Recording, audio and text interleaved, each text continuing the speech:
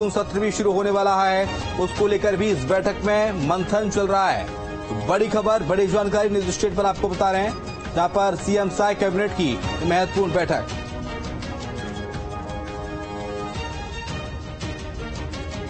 और खबर को विस्तार देंगे संवाददाता रायपुर से सीधे अंकुश इस वक्त जुड़ गए हैं हमारे साथ लाइव। अंकुश, मुख्यमंत्री विष्णुदेव साय कैबिनेट की मीटिंग चल रही है, मीटिंग में क्या कुछ तय हो रहा है, क्या कुछ रणनीति बन रही है, क्या जानकारी?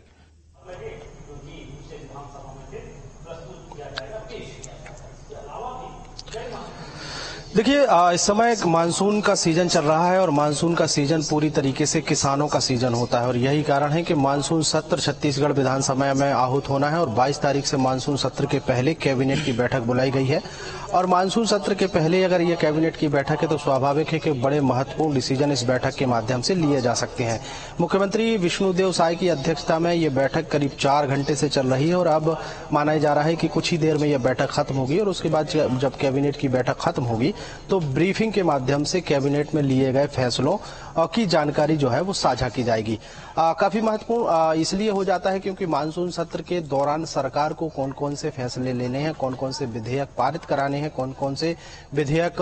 पारित होंगे, उस पर उन एजेंडों पर कैबिनेट पर चर्चा होगी और कैबिनेट से मंजूरी के बाद ही तमाम विषय विधानसभा तक ले जाए जा सकते हैं। तमाम विषयों पर जानकारी के साथ साथ, तमाम विषयों पर चर्चा के साथ साथ, तमाम विषयों पर मुहर लगाने के पहले तमाम अच्छे और बुरे पहलुओं पर चर्चा हो रही है। मुख्यमंत्री विष्णुदेव साय की अध्यक्षता में जब करीब 3 बजे ये बैठक शुरू हुई थी तो माना जा रहा था कि बहुत जल्द बैठक खत्म हो जाएगी, लेकिन जिस तरीके से बैठक का समय आगे बढ़ता जा रहा है, जैसे जैसे समय ज्यादा लग रहा है उससे हिसाब से माना जा रहा है कि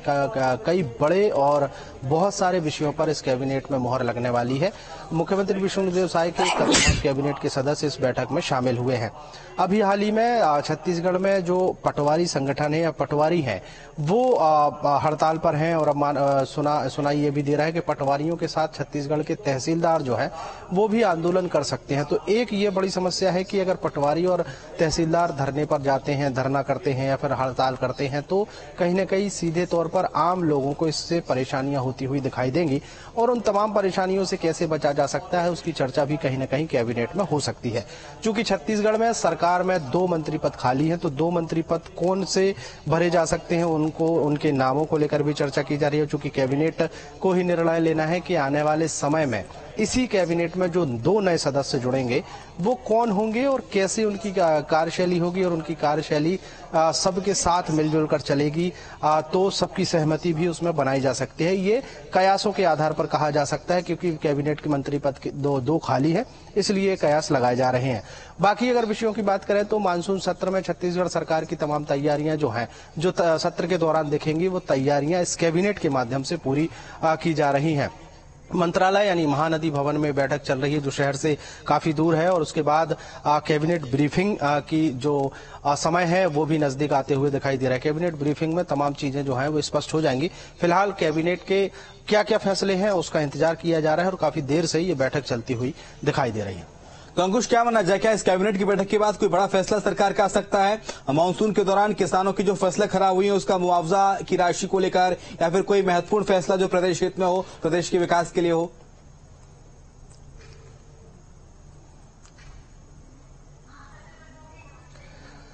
देखिए शिवम, जब भी कैबिनेट की बैठक होती है तो स्वाभाविक तौर पर प्रदेश की जनता चाहे वो किसी वर्ग से जुड़ी हो, चाहे वो किसान वर्ग से जुड़े हुए लोग हों, चाहे वो युवा हों, चाहे वो बेरोजगार हों या सरकारी नौकरी में रहने वाले लोग हों, शिक्षा वर्ग से जुड़े हुए लोग हों, स्वास्थ्य विभाग से जुड़े हुए लोग हों, सबको ये उम्मीद रहती है कि उनकी जो पुरानी लंबित मांगे हैं वो कहीं न कहीं इस कैबिनेट में पारित की जाएंगी। उस कैबिनेट के बाद उनका सीधा लाभ जो है हर एक वर्ग को मिलता हुआ दिखाई देगा। स्वाभाविक है, कैबिनेट की बैठक लंबी चल रही है तो इस लंबी बैठक में सभी वर्ग के लोगों की निगाहें टिकी हुई हैं और सबको उम्मीद है कि शायद इस बार उनकी मांग पूरी होती हुई दिखाई दे। अब तक जितनी भी कैबिनेट की बैठक हुई हैं उन बैठकों में सिर्फ और सिर्फ छत्तीसगढ़ सरकार की तरह का जो विजन है, सच्चा छत्तीसगढ़ सरकार में आने के पहले भारतीय जनता पार्टी ने जो नारे दिए थे उन नारों को पूरा करने की कोशिश यहां पर कैबिनेट के माध्यम से की गई है। अगर हम बात करें तो मोदी की जो गारंटियां थी उन गारंटियों को लगभग पूरा कर लिया गया है। कुछ एक गारंटी अगर बची है तो उसमें थोड़ा बहुत अगर समय बचा भी है तो उसको भी जल्द से जल्द पूरा करने की कोशिश है। अब जिस तरीके से मानसून सत्र की तैयारियों को लेकर कैबिनेट बुलाई गई है तो मानसून सत्र के लिहाज से किसानों को लेकर कोई बड़ा फैसला इस कैबिनेट में हो सकता है और इस कैबिनेट के माध्यम से किसानों को सीधा लाभ देने की कोशिश होगी। चूंकि आने वाले समय में अब नगरीय निकाय चुनाव है। नगरीय निकाय चुनाव सीधे तौर पर आम जनता का चुनाव है और बहुत छोटे छोटे स्तर के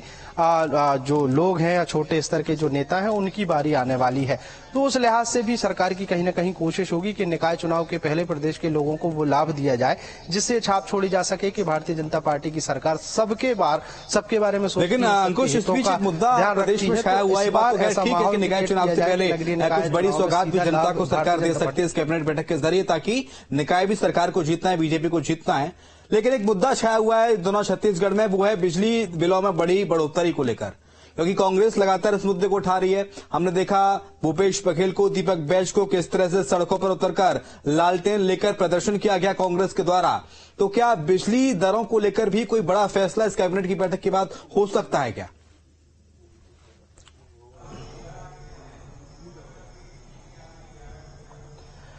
देखिए, बिल्कुल निश्चित तौर पर और नगरीय निकाय चुनाव के लिहाज से अगर देखा जाए तो ये काफी महत्वपूर्ण फैसला होगा। अगर छत्तीसगढ़ सरकार कैबिनेट के माध्यम से डिसीजन लेती है कि जो 20% बढ़ोतरी यानी 20 पैसे की जो बढ़ोतरी प्रति यूनिट बिजली के दरों में की गई थी, अगर उसको कम किया जाए या उससे और ज्यादा कम बिजली के दर किए जाते हैं तो स्वाभाविक तौर पर इसका सीधा असर कहीं ना कहीं निकाय चुनाव पर पड़ता हुआ दिखाई दे सकता है। क्योंकि अभी जो आने वाले जो चुनाव है वो बहुत छोटे छोटे मुद्दों का चुनाव है। अगर हम बात करें तो बिजली के दरों का मुद्दा हो सकता है, पानी सप्लाई की व्यवस्था हो सकती है, नगरीय निकाय क्षेत्रों में पानी ड्रेनेज सिस्टम की बात हो सकती है, पानी निकासी की व्यवस्था अगर हम हो सकती है, राशन वितरण प्रणाली की जो व्यवस्थाएं हैं वो इसमें विषय हो सकती है। तो इन तमाम विषयों पर भी कहीं ना कहीं खासा ख्याल रखा जा सकता है। चूंकि मानसून सत्र आने वाला है तो मानसून सत्र को लेकर कांग्रेस पार्टी ने जिस तरीके से लगातार विरोध दर्ज कराया है, चाहे वो प्रदेश स्तर का हो, संभाग स्तर का हो, जिला स्तर का हो या ब्लॉक स्तर का हो, तमाम जगह ये बताने की कोशिश की गई है कि बिजली की दरों से सभी लोग परेशान हैं और ये मैसेज देकर कहीं ना कहीं कांग्रेस पार्टी ने अपने पक्ष में माहौल बनाने की कोशिश की है। लेकिन कैबिनेट में अगर 10 पैसे की या 20 पैसे की भी कटौती अगर बिजली की दरों में की जाती है तो एक बड़ा महत्वपूर्ण कदम होगा जो सीधे तौर पर कांग्रेस पार्टी के जितने भी प्रदर्शन है, जितने भी आंदोलन है उसका सीधा करारा जवाब होगा कि सरकार जो है वो जनता के साथ खड़ी है। अगर जनता को थोड़ी बहुत भी परेशानी होती है तो उसके लिए सरकार हर वो संभव प्रयास करेगी जिससे जनता को परेशानियां ना हो। ये बिल्कुल बड़ी लगाई जा रही है कि बिजली की दरों में भी कटौती की जा सकती है इस कैबिनेट के माध्यम से। और जिस तरीके से हालांकि अंकुश साहब, इस कैबिनेट की बैठक पर नजर बनाए रखिए और देखने वाली बात होगी कि क्या महत्वपूर्ण फैसले इस बैठक के बाद देखने को मिल सकते हैं। लौटेंगे आपके पास अंकुश। एक और बड़ी खबर रायपुर से है, जहां पर कांग्रेस प्रदेश कार्यकारिणी की बैठक चल रही है। शंकर नगर स्थित राजीव भवन में बैठक हो रही है। दीपक बैज समेत कई नेता इस बैठक में मौजूद हैं। बैठक में पूर्व सीएम भूपेश बघेल भी मौजूद हैं। तो प्रदेश कार्यकारिणी की कांग्रेस की बैठक, और इस बैठक में कांग्रेस के तमाम दिग्गज नेता, चाहे वो दीपक बैज हो पीसीसी चीफ, चाहे वो प्रदेश के पूर्व मुख्यमंत्री भूपेश बघेल, जो इस बैठक में मौजूद हैं। और संगठन को किस तरह से छत्तीसगढ़ में आगे बढ़ाया जाए, किस तरह से कार्यकर्ता तक पहुंच हो, उसको लेकर चर्चा चल रही है। संवाददाता अंकुश लगातार जुड़े हुए हैं रायपुर से। अंकुश, बैठक चल रही है पीसीसी में, और इस बैठक में कौन कौन मौजूद है भूपेश बघेल, दीपक बैज के अलावा, और बैठक में क्या बातें हो रही हैं?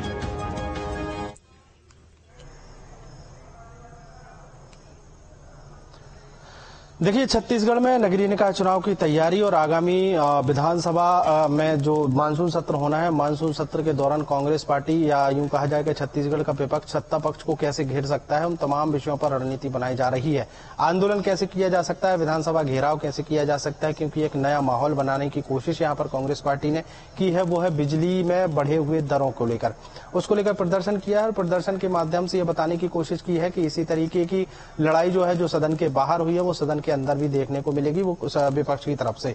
इसके अलावा निकाय चुनाव में कैंडिडेट्स के चयन से लेकर और निकाय चुनाव में कार्यकर्ताओं को सब एक साथ मिलकर काम करना है, निकाय क्षेत्रों में ज्यादा से ज्यादा जीत दर्ज करना है, इस बात की रणनीति बनती हुई दिखाई दे रही है। पहली बैठक की अगर बात करें तो आज ही के दिन पहली जो बैठक हुई थी वो प्रदेश के तमाम जिलों के कांग्रेस पार्टी के जिला अध्यक्षों की बैठक हुई थी और जिला अध्यक्षों को निर्देश दे दिए गए हैं कि अपने अपने क्षेत्रों में विधानसभा के मानसून सत्र के दौरान ऐसा माहौल क्रिएट करना है, जनता को ये मैसेज देना है कि सरकार में आने के बाद बीजेपी जो है वो जनता के काम नहीं कर रही है, मैसेज बताने की कोशिश करनी है। दूसरी तरफ अगर हम बात करें तो सभी जिला अध्यक्षों को यह भी बता दिया गया है कि उनके इलाके के जितने भी निकाय चुनाव हैं उसमें कैंडिडेट बेहतर होना चाहिए, सब एक शुमारी करिए और किन्हीं एक या दो कैंडिडेट्स का नाम जिला स्तर से लेकर संभाग स्तर तक भेजिए और संभाग से प्रदेश तक ये नाम आएंगे तो ज्यादा से ज्यादा नामों पर मोहर लगती हुई दिखाई देगी, जिससे बहुत ज्यादा ऊहापोह की स्थिति नहीं बनेगी, ताकि बहुत ज्यादा कैंडिडेट होंगे तो परेशानियां बढ़ती हुई दिखाई देंगी। दूसरी प्रदेश कार्यकारिणी की अगर बात करें तो पूर्व मुख्यमंत्री भूपेश बघेल, प्रदेश अध्यक्ष दीपक बैज, पूर्व मंत्री अमरजीत भगत समेत अगर हम बात करें तो कई पूर्व मंत्री इस बैठक में शामिल हुए हैं। कांग्रेस पार्टी के पूर्व प्रदेश अध्यक्ष की अगर हम बात करें तो धीरेन्द्र साहू इस बैठक में शामिल हुए हैं। संगठन Congress back to back Chhattisgarh में 2 चुनाव हारी अंकुश, तो क्या ये माना जाए कि निकाय चुनाव इस बार जीतना कांग्रेस के लिए बहुत जरूरी है और निकाय चुनाव को लेकर भी कोई रणनीति कांग्रेस बना रही होगी इस बैठक में? जल्दी से 20 सेकंड में।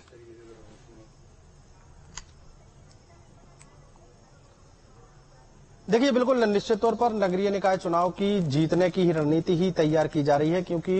विधानसभा और लोकसभा चुनाव हारने के बाद कार्यकर्ताओं का मनोबल गिरा है और उस मनोबल को बचाए रखने के लिए, कार्यकर्ताओं का उत्साह बनाए रखने के लिए, लेकिन कांग्रेस कितनी कामयाब हो पाती है ये हालांकि देखने वाली बात होगी। बहुत शुक्रिया फिलहाल आपका अंकुश, तमाम सारी जानकारी को साझा करने के लिए। तो ये प्रदेश कार्यकारिणी की बैठक राजीव भवन में चल रही है। कांग्रेस के तमाम